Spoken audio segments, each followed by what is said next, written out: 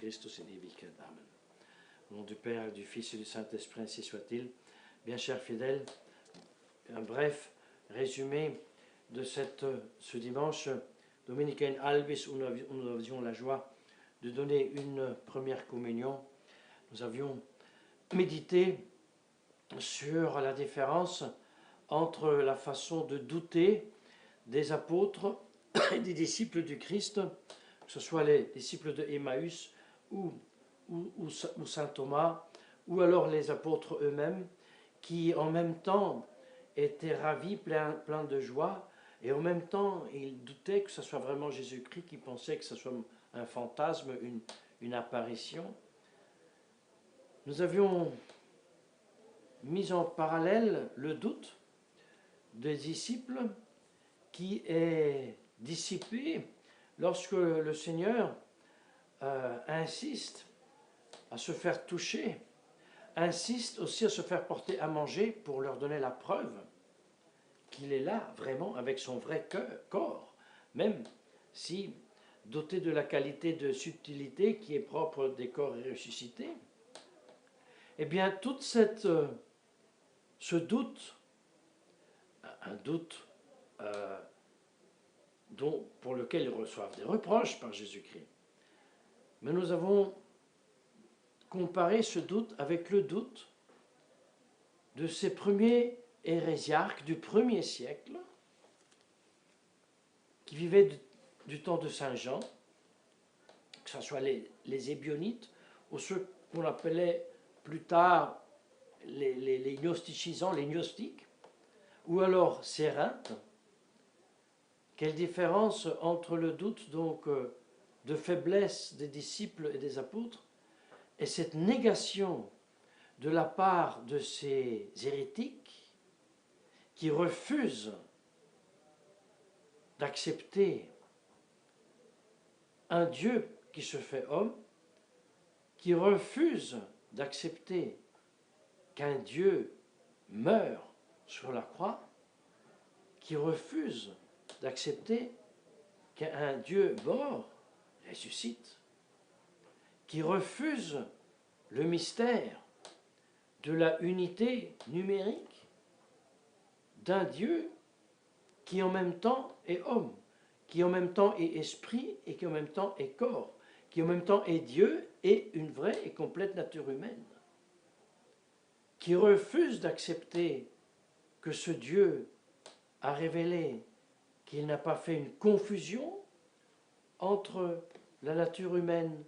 et la divine, mais en les maintenant bien distinctes, il les a unis dans une seule hypostase qui est la personne divine. Donc Jésus ne sont pas deux choses, c'est une chose. Ce refus de la part des hérétiques a comme conséquence qu'ils refusent que sur la croix pouvait être cloué un Dieu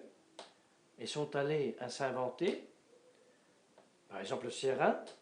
que Jésus est un homme simplement comme tous les autres hommes et qu'au moment du baptême, la divinité a investi cet homme pour lui faire tout ce qu'il a fait, mais pour l'abandonner lorsqu'il s'agissait d'être crucifié. Donc, sur la croix, n'est pas mort un Dieu, mais l'homme Jésus. Vous savez, c'est exactement ce que professe le modernisme, c'est exactement la théologie des nouveaux sacrements, c'est surtout et spécifiquement la théologie du nouveau sacrement de l'ordre, spécifiquement de la consacration épiscopale. C'est la nouvelle théologie de la bénédiction de l'eau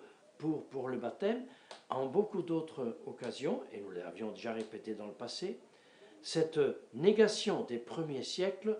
apparaît de nouveau au XXe siècle pour nier Jésus dans les faits et ensuite dans leurs conséquences, dans des sacrements qui ne sont plus des sacrements, et dans un concept d'église et une réalité d'église qui n'est plus l'église catholique, et ainsi de suite. La grande différence, donc, c'est que les disciples et les apôtres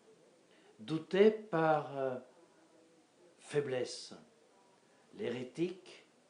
refuse par orgueil. Et nous, bien chers frères, chaque fois que nous péchons, chaque fois que nous commettons un péché mortel, nous sommes exactement comme ces hérétiques, ou alors comme étaient les grands prêtres et les pharisiens. Eh bien, nous nions Jésus-Christ. Oui, à l'origine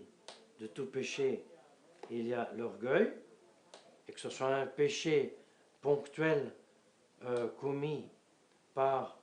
le simple chrétien, ou que ce soit la grande théorie hérétique du grand hérésiarque,